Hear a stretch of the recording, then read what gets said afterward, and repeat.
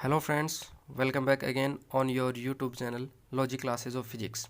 आज की video lecture में अपन डिस्कस करने वाले हैं ट्रांजिस्टर के बारे में, जो कि 12th आरबीएससी की एग्ज़ाम के पॉइंट ऑफ व्यू से बहुत ही इंपॉर्टेंट टॉपिक है। ट्रांजिस्टर के आज के इस वीडियो लेक्चर में अपन डिस्कस करने वाले हैं कि ट्रांजिस्टर का निर्माण किस प्रकार से किया जाता है, ट्रांजिस्टर का कितने प्रकार होते हैं और ट्रांजिस्टर में धारा प्रचालन किस प्रकार से होता है। तो देखिए, ट्रांजिस्टर एक 3 टर्मिनल वाली अर्धचालक युक्ति होती है जो प्रत्यावर्ती संकेतों का प्रवर्धन करता है। ट्रांजिस्टर को प्रवर्धक के रूप में काम में लेते हैं अपन। एक ट्रांजिस्टर का निर्माण करने के लिए नेज अर्धचालक के दोनों सिरों पर समान प्रकार की व मध्य वाले भाग में विपरीत प्रकार की अशुद्धि की वाष्प प्रवाहित की जाती है, जिससे चित्रानुसार 2 पीएन संधियों का निर्माण होता है। मिलाई जाने वाली इन अशुद्धियों के आधार पर ट्रांजिस्टर 2 प्रकार के होते हैं। पहला है एनपीएन ट्रांजिस्टर, दूसरा है पीएनपी ट्रांजिस्टर। एनपीएन ट्रांजिस्टर का निर्माण तब होगा जब ट्रांजिस्टर के दोनों तरफ एन प्रकार की और मध्य वाले भाग में पी प्रकार की अशुद्धि मिलाते हैं, और पीएनपी ट्रांजिस्टर का निर्माण तब होता है जब दोनों तरफ पी प्रकार की व मध्य वाले भाग में एन प्रकार की अशुद्धि मिलाई जाती है। अब देखिए, इस प्रकार से अपन अशुद्धि का मिश्रण करेंगे तो इलेक्ट्रॉन और होल अधिक सांद्रता से कम सांद्रता की ओर गति करते हैं, तो विसरण के कारण ये गति होती है। और इलेक्ट्रॉन और होल जब एक दूसरे से पी से एन भाग की ओर और एन से पी भाग की ओर गति करते हैं, तो मध्य वाले भाग में इलेक्ट्रॉन और होल की टक्कर के कारण सहसंयोजक बंधों का निर्माण हो जाता है, जिससे 2 पीएन संधियों का निर्माण हो जाता है। तो देखिए, 2 पीएन संधियों का निर्माण होके जो ट्रांजिस्टर का जो अर्धचालक पदार्थ है पूरा का पूरा वो 3 भागों में विभाजित हो जाता है। इन 3 भागों में से हमने एक भाग को नाम दे दिया उत्सर्जक, एक को नाम दे दिया संग्राहक, और जो मध्य वाला भाग उसको नाम दे दिया हमने आधार। अब ये वाली जो पीएन संधि है ये ई और बी के मध्य बनी, इसलिए इसको ईबी संधि कहते हैं। ये वाली संधि सी और बी के बीच में बनी, इसलिए इसको सीबी संधि कहते हैं। अब ट्रांजिस्टर का हर जगह इस प्रकार का इतना बड़ा डायग्राम हम नहीं बना सकते, इसलिए ट्रांजिस्टर का हमने एक प्रतीक चिन्ह बना दिया। और ट्रांजिस्टर का जो प्रतीक चिन्ह होता है वो फ्रेंड्स इस प्रकार का होता है। ये है पीएनपी ट्रांजिस्टर का प्रतीक चिन्ह, जिसमें धारा उत्सर्जक भाग पर दर्शाई जाती है, जो कि पीएनपी ट्रांजिस्टर में अंदर की तरफ और एनपीएन ट्रांजिस्टर में बाहर की तरफ होती है। देखिए आगे, 2 पीएन संधियों द्वारा ट्रांजिस्टर 3 भागों में बटा होता है, जिसमें पहला भाग जो है वो है संग्राहक। अब देखिए, संग्राहक की क्या क्या विशेषता होती है। संग्राहक ट्रांजिस्टर का यह सबसे अधिक क्षेत्रफल वाला भाग होता है। इसमें अशुद्धि की मात्रा उत्सर्जक से कम तथा आधार से ज़्यादा होती है। क्षेत्रफल सबसे ज़्यादा होगा, अशुद्धि उत्सर्जक से कम और आधार से ज़्यादा होती है, वो भाग संग्राहक होता है। उत्सर्जक इमीटर, इस भाग में अशुद्धि संग्राहक के समान प्रकार की होती है तथा इसका प्रतिशत सर्वाधिक होता है। प्रकार समान है, टाइप समान है, लेकिन प्रतिशत मतलब मात्रा सबसे ज़्यादा होगी, अर्थात इस भाग में अशुद्धि मान सबसे अधिक होता है तथा इसका क्षेत्रफल संग्राहक से कम लेकिन आधार से अधिक होता है। तीसरा जो ट्रांजिस्टर का भाग है वो है आधार भाग, जो कि मध्य भाग होता है। इस भाग में अशुद्धि व क्षेत्रफल दोनों ही सबसे कम होते हैं तथा इसमें अशुद्धि का प्रकार उत्सर्जक व संग्राहक दोनों के विपरीत प्रकार का होता है। अब देखिए, ट्रांजिस्टर में 2 संधियां निर्मित होती हैं, एक ई और बी के बीच में, उसको ईबी संधि कहते हैं, और दूसरी सी और बी के बीच में, जिसको सीबी संधि कहते हैं। तो ट्रांजिस्टर में 2 प्रकार की संधियां निर्मित होती हैं।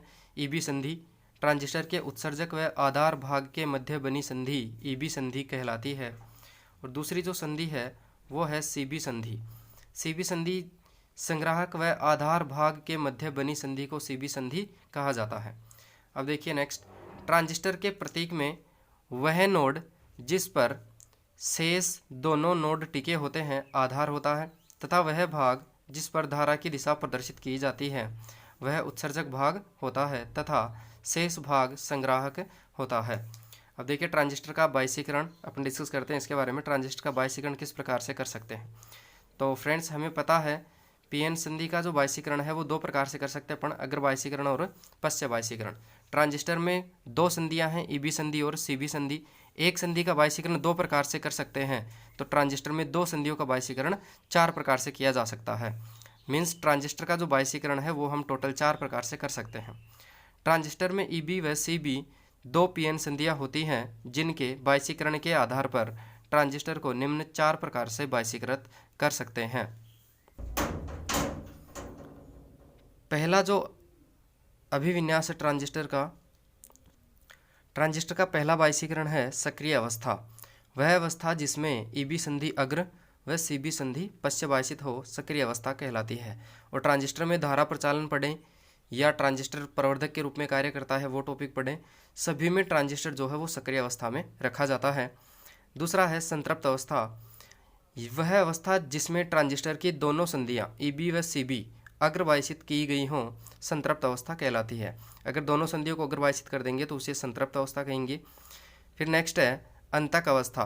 वह अवस्था जिसमें ईबी संधि व सीबी संधि दोनों पश्चवायसित की गई हों अंतक अवस्था कहलाती है। और लास्ट जो ट्रांजिस्टर का बायसीकरण का प्रकार है वो है प्रतिलोमित अवस्था। वह अवस्था जिसमें ट्रांजिस्टर की ईबी संधि पश्च व सीबी संधि अग्रवायसित हो जाती है प्रतिलोमित अवस्था कहलाती है। इस अवस्था में ट्रांजिस्टर जल जाता है क्योंकि इस स्थिति में सभी आवेशवाहक आधार में इकट्ठे हो जाते हैं जिसका क्षेत्रफल कम होने के कारण ट्रांजिस्टर जल जाता है। नेक्स्ट देखिए अपन डिस्कस करते हैं ट्रांजिस्टर में धारा चालन किस प्रकार से होता है या ट्रांजिस्टर किस प्रकार से वर्किंग करता है। तो ट्रांजिस्टर की वर्किंग प्रोसेस, कार्यविधि और धारा प्रचालन किस प्रकार से होगा ट्रांजिस्टर में। तो देखिए ट्रांजिस्टर में धारा प्रचालन को समझने के लिए माना एक एनपीएन ट्रांजिस्टर है जिसकी ईबी संधि को बैटरी वीईबी की सहायता से अग्रवायसित तथा सीबी संधि को बैटरी वीसीबी की सहायता से पश्चवायसित किया जाता है। देखिए फ्रेंड्स, ये एक एनपीएन ट्रांजिस्टर है जिसकी ईबी संधि को बैटरी वीईबी की सहायता से अग्रवायसित किया गया है। पी भाग को पॉजिटिव से कनेक्ट किया है, एन भाग को नेगेटिव से कनेक्ट कर रखा है। और ये सीबी संधि है जिसके सी भाग मतलब एन भाग को पॉजिटिव से और पी भाग को नेगेटिव से, मीन्स इसको पश्चवायसित किया हुआ है। जब इसको इस प्रकार से ईबी संधि को अग्रवायसित व सीबी संधि को पश्चवायसित करते हैं तो ट्रांजिस्टर सक्रिय अवस्था में होता है और धारा प्रचालन करता है। तो देखिए ईबी संधि अग्रवायसित होने के कारण उत्सर्जक भाग में उपस्थित बहुसंख्यक इलेक्ट्रॉन उत्सर्जक की ऋणात्मक वोल्टता से प्रतिकर्षित होकर आधार की ओर गति करते हैं तथा आधार में उपस्थित अल्पसंख्यक होल उत्सर्जक पर आरोपित ऋणात्मक वोल्टता से आकर्षित होकर उत्सर्जक भाग की ओर गति करते हैं, जिससे उत्सर्जक भाग में धारा बहुसंख्यक इलेक्ट्रॉनों के प्रवाह के कारण धारा IE व अल्पसंख्यक होलों के कारण धारा IH के योग के बराबर होती है, जिससे उत्सर्जक धारा IE कहते हैं, जिसकी दिशा चित्रानुसार एनपीएन ट्रांजिस्टर में बाहर की ओर होती है। अर्थात उत्सर्जक धारा IE बराबर इलेक्ट्रॉनों के कारण बहने वाली धारा IE प्लस होलों के कारण बहने वाली धारा IH।